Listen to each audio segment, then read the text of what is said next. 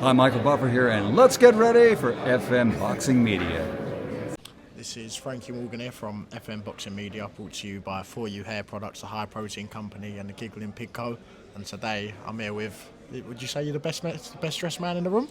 Hey, I mean, if you said it, I believe you. I'm looking at the Prada jacket. Obviously, Chris has come out with a Louis Vuitton, but you've come with a Prada. We like the Rada, It's, I like some of the pieces, so yeah, this is my style. Chris is co-signed the Louis Vuitton, so I've got to keep it different. Yeah, that's a big deal, ain't it? Big Louis Vuitton, but obviously you two always come out dressed into the nines. I see your fight kit last time against Catterall, one of the best fight kits I've seen. Appreciate it, man. Drop it in there. Hey, appreciate Obviously, did get ruined by the end of it. His blood. But yes, Gareth. But I'm working with a great designer, guy called Conor McCoy.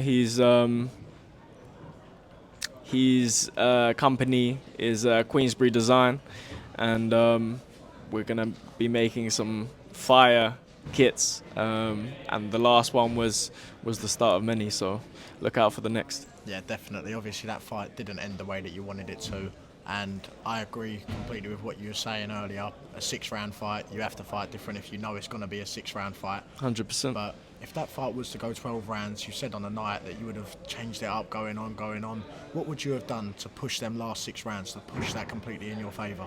I think we were starting to see, if you look at round 4, we're starting to see what was happening. I felt you could see that shift in the fight. And with a fighter that's very negative, like Catterall, it takes rounds to get closer to them. And I believe I was starting to get closer and starting to land shots clean. So I think just more of what we saw in round 4 would have started to play out in the fight. And I'm a fighter. I love fighting up close and personal. And that is, I feel like we was getting to a stage in the fight where it was going to be a lot closer in the pocket. And I like them type of fights. Yeah, definitely. Talking of one negative fighter, one positive fighter, Crocker Donovan was obviously on the weekend. Crocker has turned up today, and he's staked his claim. He said he wants Conor Benn next. How much do you think that when he's looking at Conor Benn next, when he's got a big fight against someone like Chris Eubank, do you think that's a little bit of a dig towards Eubank as well at the same time, or do you think that's just someone that's looking for the biggest names in the division? No, I think he's won the belt.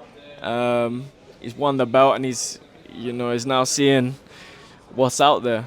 Some of the bigger opportunities, some of the bigger fights. So I think it's only right to call someone out like Conor that claims to be able to make welterweight after fighting 154 pounds for the last 4 years.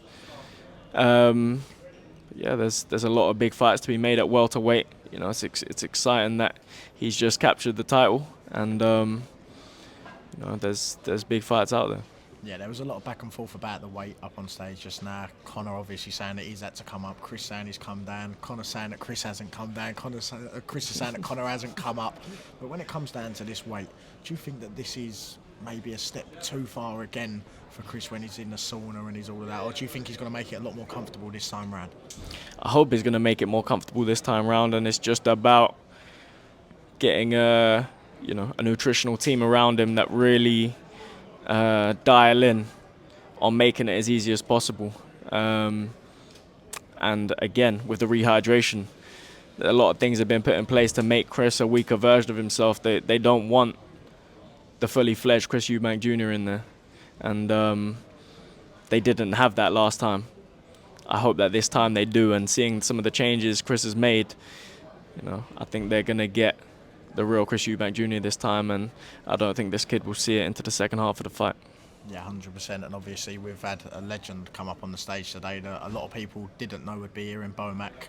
He's obviously in the corner again of Chris. How much of a difference is that going to make in this fight? Because obviously Chris had the better boxing work in the last fight. That's what's won him the fight. And now he's got Bomac in the corner, who's arguably one of the best when it comes to boxing in the world at what he does. Yeah, I think Chris was boxing. He started the fight boxing and was winning with ease. He couldn't miss him on the end of the jab.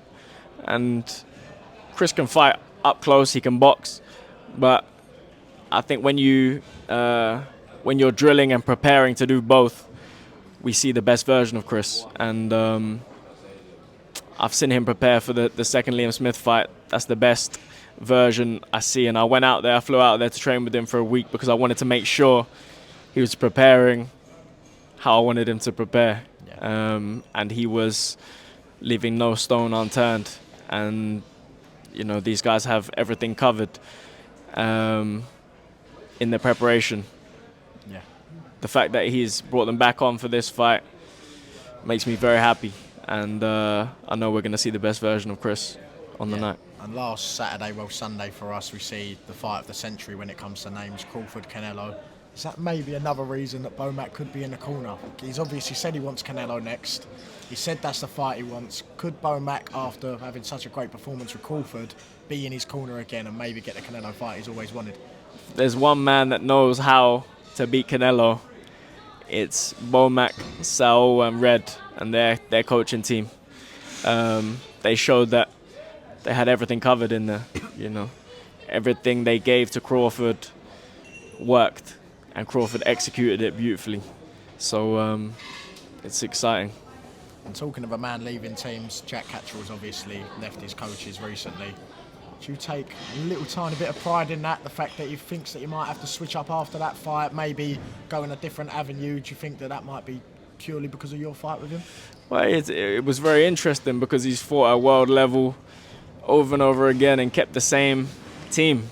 He happened to come up against someone that wasn't meant to be at world level, Harlem Eubank, and after the fight, he switched up his whole team. So it's interesting to see that he knows he needed to make changes, and it's amazing to see that it happened after fighting me. Would you like, obviously the rematch isn't looking too likely next, but if you could get back in the ring with Jack Catterall by the end of next year, would you say that's a perfect fight for you? Do you think that rematch has to happen?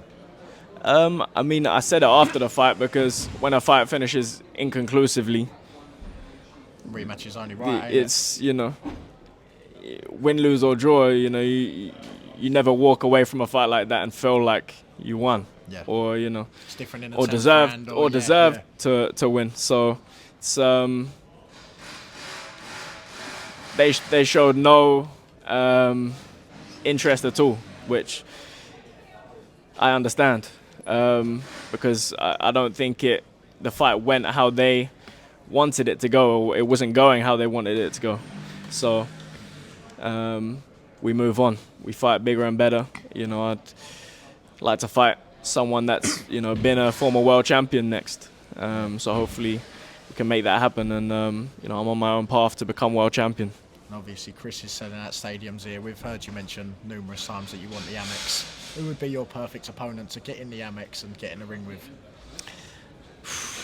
You never know how storylines play out, But the Amex is a dream, a full circle moment for me, playing for the club, bringing it back in the boxing ring to perform in front of the people of Brighton in such a beautiful stadium. Because we know I'm a Man United fan. I know Manchester teams don't get on too well at the Amex. So do you want to bring a man down from Manchester for a rematch? I don't think that his style is the type of style that will get people excited for a stadium fight, unfortunately. But yeah, maybe see Eubank. That's it. Eubank. The second coming. That's a more likely fight. But yeah, it's exciting because there's a lot of big fights ready to be made in the division, and I feel like I'm not too far from world title ambition. Yeah.